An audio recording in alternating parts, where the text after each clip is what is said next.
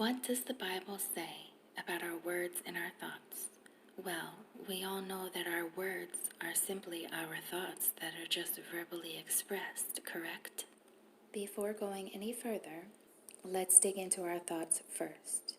Is it possible that the very thought of something is the first step to bringing it into existence?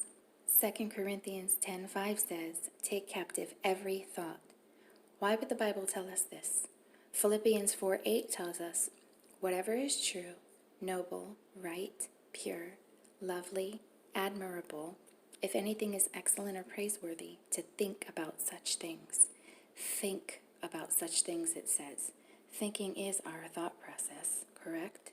Did you know that research has proven that 75% to 95% of illnesses that are thriving in this day and age are a direct result of our thought process? Can our thoughts really make us sick, though? Studies show that just being afraid, that is the fear, the thought of fear, releases 1,400 physical and chemical responses and causes your body to, in turn, produce more than 30 different hormones. These toxic thoughts can actually cause diabetes, cancer, asthma, skin disorders, and even allergies, you guys. That's crazy. That's why the Bible warns us about our thoughts. God knows it's for our own good, and we have to trust Him even when we don't understand it. Okay, so now that we understand the power of our thoughts, we can take a dive into our power of our words. It gets really interesting now. So I'm going to start out real small, and then I'll gradually drop that bomb of the power of our tongue. Check this out, you guys. James 1:19 tells us, "Be slow to speak." Can our tiny tongue determine our healing, our success, our finances, our relationships? Let's see. Proverbs 18:21 says that the power of life and death is in the tongue. You guys, death, life. Listen, Proverbs 12:18 says that the tongue of the wise brings healing. In Proverbs 16:24, it says that gracious words are health to the body. I'm not kidding, you guys. Go read it for yourself. And while you're there, look in Ephesians 4:29. It says, "Do not let any unwholesome thing come out of your mouth." Why not? Is it because our words actually possess an entity in each word? I know it sounds crazy, you guys, but listen. Imagine that every word possessed has an actual entity. That when this word is spoken, it is literally thrown into a realm that we cannot see, and it begins to grow and manifest. Okay, this is it. Now, if you guys are going to try to get this, the time is now. So really pay attention now, okay? John 1, verses 1 through 4 says, "In the beginning was the Word, and the Word was with God, and the Word was God. He was in the beginning with God." Okay, in the beginning. Wait, remember that, in the beginning. Don't forget that. But real quick, let's jump to Revelations 19:13. He, talking about Jesus, was clothed with a robe dipped in blood, and his name is called the Word of God. You guys, do you hear that? This blew my mind when God revealed this all to me. Now remember what we just read in John 1:1? He, Jesus, the Word, was with God in the beginning. Okay, so let's go all the way back to the beginning. Every kindergartner knows Genesis 1:1. In the beginning, God created the heavens and the earth. So let's just go ahead and look together and see exactly how did He create the heavens and the earth. Well, Genesis 1:3 says that God said, "Let there be light," and there was light.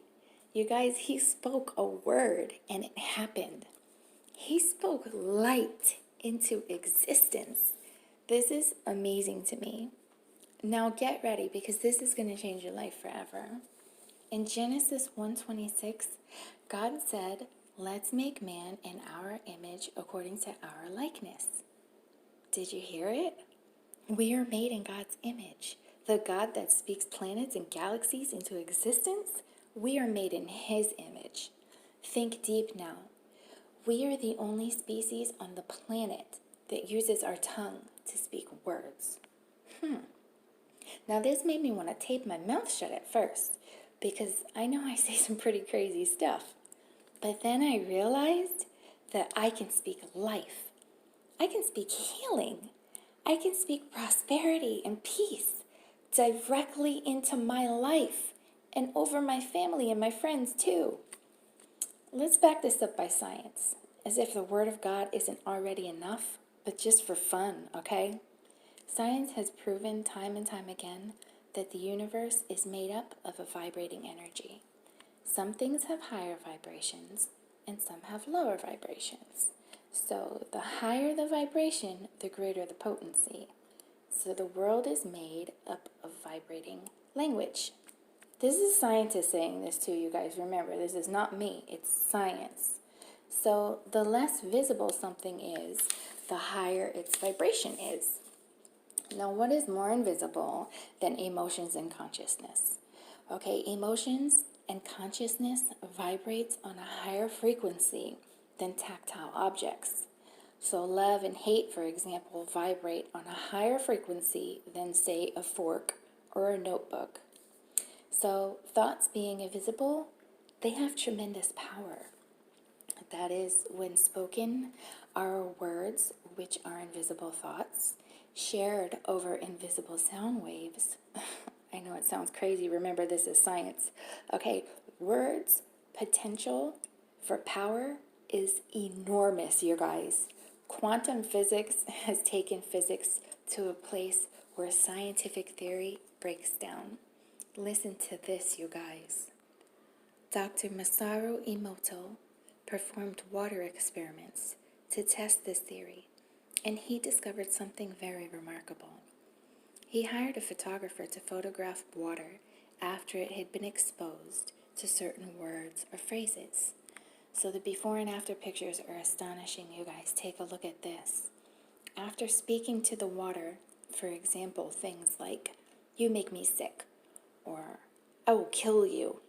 Listen, even Adolf Hitler's name was spoken to the water. When the water was frozen, it crystallized into jagged, foggy, unsymmetrical shapes under a microscope. While in another container of water, words were spoken to it such as, "Thank you," and "I love you," and "I appreciate you." When this water was frozen, not only was it clean and clear, but in its crystallized state, it was far more symmetrical and aesthetically pleasing. You guys are thinking, "Miriam, you have way too much time on your hands." I know, but listen, you guys, knowledge is power. So let's get some knowledge in us. Now, knowing all of these things, with the biblical and scientific proof to back it up, I'm going to close by telling you this one thing. If you think with your thoughts that you are sick, you're going to get sick. If you speak with your mouth words like "I'm broke," or "I'm fat," or whatever you speak with your mouth, it's going to happen. You're going to speak it right into existence. But if you say "I'm healed" and you believe what you're saying, it's going to happen, you guys. I wouldn't tell you, "Hello, my name is Bob," because my name is not Bob. If it was, I would not say that confidently, because I know that my name is Miriam, not Bob. So I believe that when I say my name is Miriam, I know it without a doubt, because I believe it. I know this. This is how you have to speak things into existence. You have to know it for sure and believe it in your heart, and then speak it. And keep speaking it. Speak it every day until it is manifested to a visible degree. You guys, believe in this gift that God gave us. Use it to help people. That is why prayer is so important, because it's a conversation. We speak our words with the Creator, with God. He's the ultimate creator, you guys. Open your heart to Him. Open your eyes, open your ears to Him, and open your mouth and use your words when you talk to God. He wants to hear you, and He's speaking to you.